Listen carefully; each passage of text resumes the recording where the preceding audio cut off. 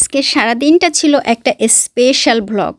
আমি কি করলাম, সকালে উঠেই বাজারে গেলাম, ডায়োসোতে গেলাম, ডায়োসো থেকে হ্যান্ড গ্লাভস, তারপরে একটা মাটির সুন্দর একটা সাদা ডিশ কিনছি। রাস্তার উপর বাজার থেকে কিনলাম কচুর গাঁঠি, বেগুন, আবার সুপার মার্ট থেকে কিনছি ডিম, আমাদের ঘরের রিমোট কন্ট্রোলের দুইটা ব্যাটারি।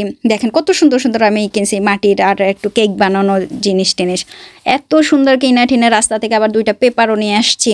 তারপরে এইখান থেকে এই যে সবজি কিনছি।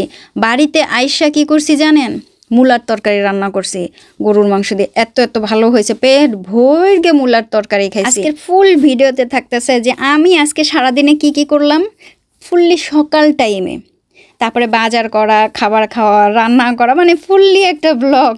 যদি দেখতে চান তাহলে বড় ভিডিওতে দেখে আসতে পারেন। মূলার তরকারি কেমন হলো আর বললেন না, বাংলাদেশের মূলা খুব মিস করি বুঝছেন, কোরিয়ান মূলাগুলো সব মিষ্টি।